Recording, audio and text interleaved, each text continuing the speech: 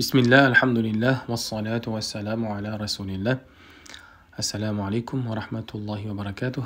Қисасун набиин кітабы бойынша дәрістерімізді жалғастырамыз. 10-шы тақырып Амамал Малики, патшаның құзырында.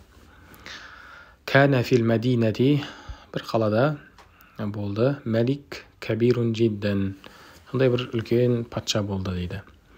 Яғни бұл патша дегеніміз қиссалардан білетін Ибрахим алейхиссаламның кезіндегі Намруд деген патша. Қала деп тұрғаны бұл сол уақыттағы Вавилон қаласы. Кабирун жиддан, үлкен болды дегені, яғни оның патшалығы үлкен болғаны сол уақыттағы бір үлкен патшалықтардан екендігін айтып тұр. Вазалимун жиддан, және ол сондай залым болатын, яғни әділетсіз патша еді. Вакана насу ясджудуна, сосын адамдар оған сәжде ететін еді. Лил мәләки, сол өздерінің патшаларына сәжде ететін еді, яғни оны бір құдайдай көретін еді.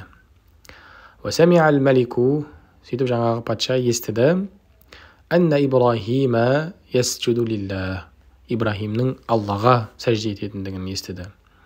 Вала ясджуду ли ахадин, және ол Алладан басқа ешкімге сәжде етпейді. Яғни осы нәрсені ол естіді. Яғни халқының ішінде, қауымның ішінде сондай бір адам оның құдайлығын мойындамай, тек қана бір Алла бар екендігін шақырып жүргендігін естіген. Фағадибал малику, сөйтіп жаңағы патша ашуланды. Ва талаба Ибрахима, сөйтіп Ибрахимді алып келуді талап етті. Ва жаа Ибрахим, сөйтіп Ибрахим келді. Ва кана Ибрахиму ла яхафу ахадан, Ибрахим сондай ешкімнен қорқпайтын еді. Иллаллах, Алладан басқа ешкімнен қорқпайтын сондай батыр еді. Яғни бұл оның иманының мықтылығынан. Қалал малику, сөйтіп оған патша айтты, мән раббук, я Ибрахим, ей Ибрахим, сенің раббың кім? Қала Ибрахим, сонда Ибрахим айтты, рабби Аллах, менің раббым Аллах. Қалал малик, сонда патша айтты, мәниллаху я Ибрахим, ей Ибрахим, кім ол Алла деген? Қала Ибрахим, Ибрахим айтты, әлләзи юхи ва юмит, ол сондай өлтіреді, тірілтеді,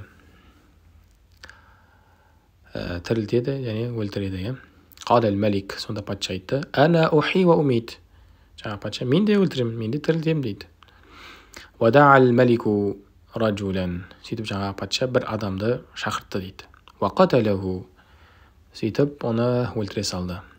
Вада'a ражулан ахар, сөйтіп одан бөлек бір басқа бір адамды шақырды. Ва таракаху, оны тастап қоя салды, яғни өлтірмей тірі қалдырды. Ва қала, сөйтіп айтты, ана ухи ва умит, міне мен өлтірем, тірілтем деді. Өлтірушімін, тірілтушімін. Фақаталту ражулан, бір адамды өлтірдім. Ва таракту ражулан, біреуін тірі қалдыра салдым дейді. Яғни мен өлтіруші, тірілтушімін деп жатыр. Ва канал малику балидан жиддан, бұл патша сондай бір ақмақ еді дейді. Яғни ақмақ деген кезде бұл сондай бір раббыны тану тұрғысынан ақмақ еді. Былайдан өмірлік мәселеден ақмақ адам енді патша болмайды ғой. Бірақ сондай раббысын танымаған адам Алланың құзырында, жалпы мұсылмандардың алдында сондай бір ақмақ күйге түсетіндігін біз жалпы өмірде көріп жатырмыз. Вакадалика куллу мушрик, дәл сол сияқты басқа да жаңағы оған табынып жүрген барлық мушриктер, пұтқа табынушылардың бәрі де осындай еді дейді. Ва арада Ибрахим, сөйтіп Ибрахим қалады, анна яфахамал малику, жаңа патшаның түсінгендігін қалады. Ва яфахама қаумуху, және оның қауымы да түсінгенін қалады. Яғни ақли бір оларға бір нәрсені көрсеткісі келіп тұр Ибрахим алейхиссалам. Фақала Ибрахим лил мәләки, сөйтіп жаңа патшаға Ибрахим айтты, фаинналлаха яти бишшамси, расында Алла күнді шығыстан шығарады. Минал машриқи, яғни күнді ол шығыстан шығарып жатыр. Фәти биха минал мағриби, оны сен батыстан шығарып көр деді. Фатахайярал малику, сөйтіп жаңағы патша абдырап, васаката үндемей қалды. Яғни бұл нәрсеге ол сөз таба алмай қалды. Вахаджил әл-мәлику, сөйтіп ол ұялған кейде сондай жеңілген күйде қалды. Уама уаджаба жауабан. Және де ол бұл сөзіне ешқандай жауап таба алмады дейді. Ибраһим алейхиссалам міне бұл жолда тағы да ақылы тұрғыда оның Раббы емес екендігін анық түрде көрсетті.